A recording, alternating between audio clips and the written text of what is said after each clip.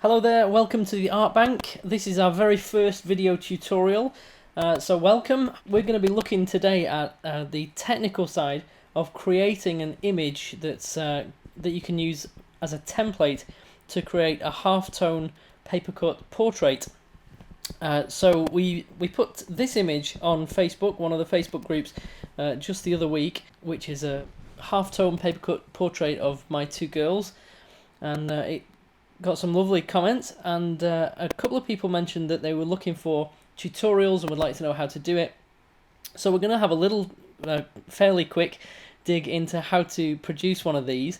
So first of all, thank you to Teresa Cleary and Karen Greenosh and Michelle Gibson for requesting the tutorial and for getting me to do my first tutorial. So I hope you enjoy it. Hope this ticks the box for you.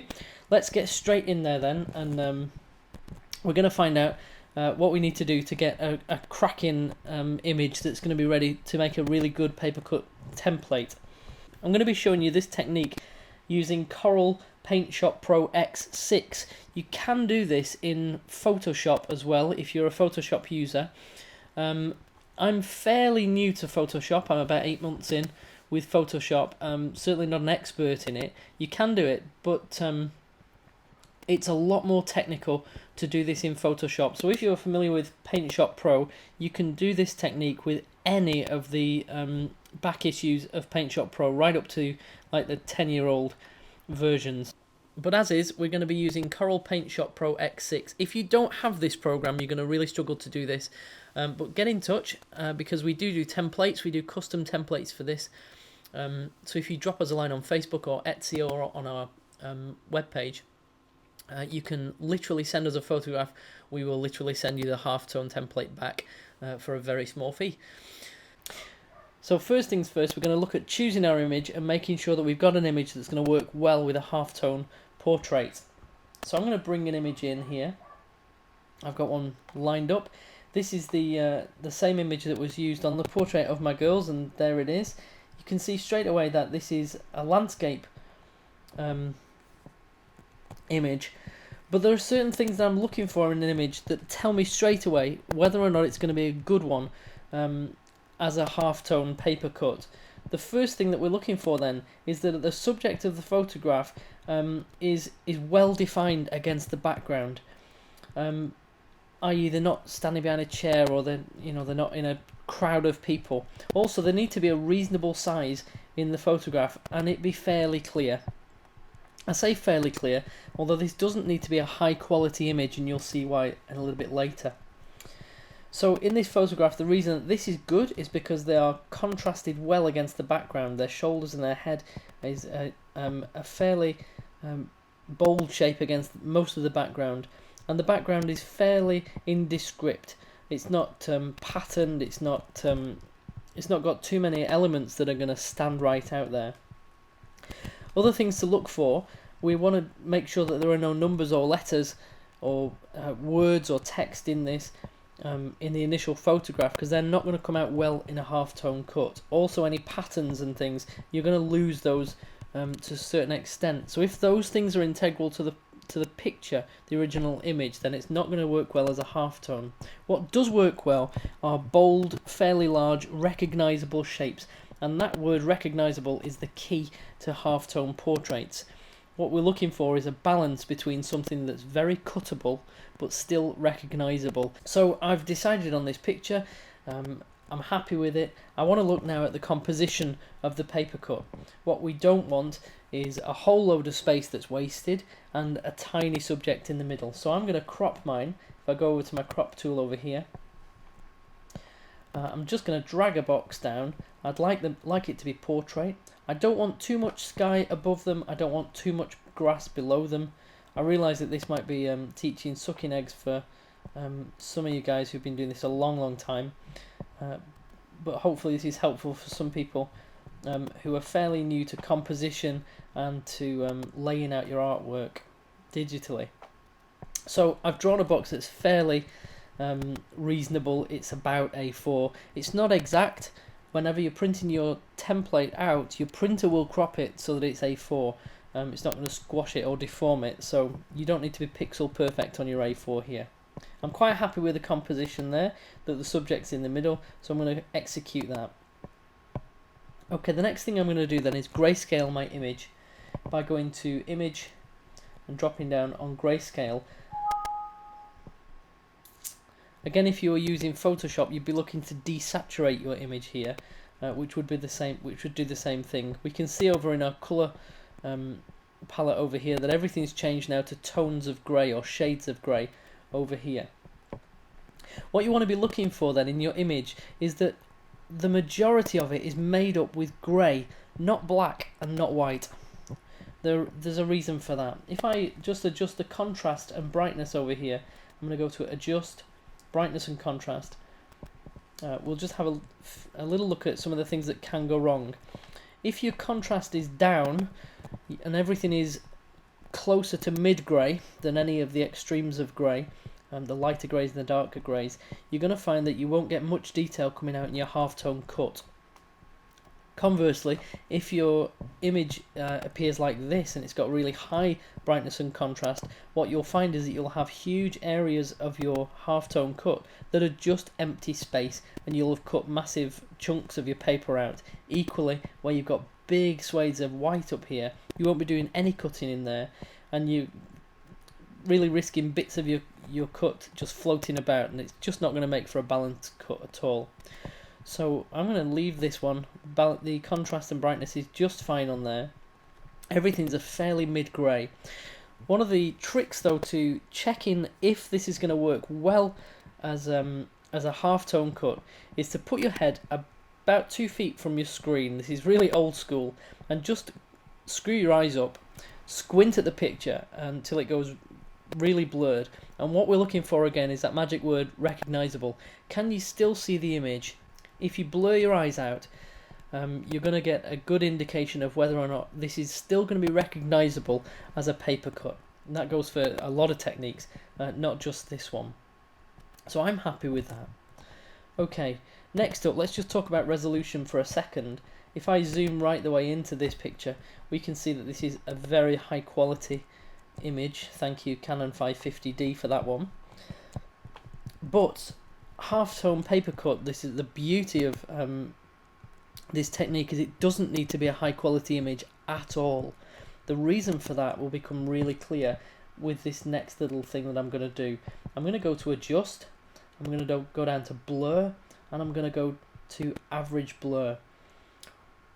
I'm going to lay a blur on this. You'll have seen it's gone blurry. I'm going to lay a blur on this which looks like it's wrecking the image, but there's a really good reason for doing this, and it's crucial that this is done if you're hand cutting these pieces. Because it's such a high definition image, I can get away with a filter of 23 on the blur there. Again, blur your eyes, screw your eyes up, check that you can still recognize the image. Obviously, blur it too much, you're going to lose detail. What we're looking for then is this balance of detail versus cutability, really. Is there enough detail for it to remain not abstract, not just lines on a page? Is there enough detail for you to recognise not just the person, but that it is a person? Okay, so we've blurred it out, we've grayscaled it, we've checked our brightness and contrast. Now we're going to get onto the real meat of the technique, which is an effect called halftone. I'm going to go up to my Effects tab up here, drop that down. I'm going to go to Artistic Effects, and then just here we've got an effect called halftone. Don't panic when you first click this. Okay, halftone then. This is a reprographics and graphic design, well, a printing term, which literally refers to the print being made up not of grey tones, but literally of black dots or black elements and on a white background, or vice versa. This was used to be using newspaper print. Okay, I'm just going to preview this on my image, and you'll see that the dark areas are made up of large black dots, and the light areas are made up of small black dots, and your brain is able to just still see the picture. Again, you can blur your eyes, and it just looks like the same picture. What we're going to focus on here is cell properties in this little bit here. If we drop down a halftone pattern menu, we can see that we've got three options: line, round, and square. Your default one will probably be round, but we're going to go to this one, and this is line, and this is a gift for paper cutters worldwide. If we click line on there, what this does now, it takes the darker areas and the lighter areas, and it actually creates a waveform. So it's showing you the dark and light as a wave pattern. This is a gift for paper cutters because we've got continuous lines that get thicker and thinner, and that makes an image. That's the beauty of the halftone. Okay, one other parameter to consider is the size of your halftone pattern. I've got mine set to 18, which is comfortable. This one was originally cut on a silhouette cameo. I realise that's cheating, but that was the way we did it back then. And for a silhouette cameo, this size of line was just about doable, just about cuttable. Any less, and it was starting to get broken. Any more, and it was a little bit clunky. If you're hand cutting, this is really a choice for you to make. If I just take this parameter down to something like 7, you'll find that you get a lot more detail visible in your cut, but it's going to take you months and months and months to cut, and it's going to be incredibly detailed. Conversely, if we take that right the way up, let's take that up to, I don't know, up to 30, we're going to find that it's a much more manageable cut, but we do start to lose some of the definition, we do start to lose some of the detail, and it begins to look a bit more abstract and less like the image in the first place. Again, screw your eyes up and just check. This is your personal preference, and the question we want to be asking is how much of this is cuttable versus how much is it recognizable, and that's the question you need to keep fresh in your head right the way through. I'm going to zip this back down to 18 because that's just comfortable for me. The final thing to consider then is the direction or the angle of your halftone lines. This one has got them running up and down. It's got just vertical, which is fine. We can still see the image, but I think this slightly can take away from the effect because it's a little bit industrial. If we were to change the angle then to 90 degrees,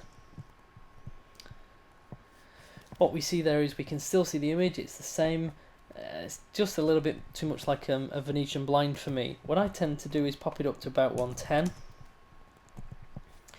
And we'll see there as that renders out, we'll see there that the focus all of a sudden is the image, not the effect. And I just think that's, as a personal preference, that's helpful for me. Okay, we're just going to zoom in and we're going to find out the reason why we blurred that image out just earlier. If we zoom right in then, we can see that all of these lines are nice and smooth. Okay, they're nice and smooth, which makes them cuttable, especially if you're going to be doing this by hand. If you are going to be running this template through something like Silhouette Studio to cut out with a cameo, you don't need to do the blurred option because the pathfinding element of Silhouette Studio will simplify that path for you, and it will simply because it's got a memory limit on there, so it's not going to cut out every jaggedy piece of information on there. So zooming back out then, that's really the bare bones of the technique. There are a lot of decisions for you to make on how simple you want it, and obviously just playing about with your brightness and contrast. Don't be worried if your brightness and contrast is not right the first time. You can always just undo, go back and tweak things, and once you've done this once or twice, you'll just be an expert at it, and you'll find that you'll start to know what's going to work and what's not going to work. So this is ready. All we need to do now is save that. When you print this one out, one thing to remember then is that you're going to need a frame around the edge to hold all of the segments together. Easiest way to do that is to just get a ruler and a pencil, draw out a frame, and don't cut the bits outside the frame. I really hope this tutorial has been helpful for you, that I've not spoken too fast, wanted to get it done quite quickly. Please do leave comments below. Otherwise, thanks for watching and enjoy the cutting.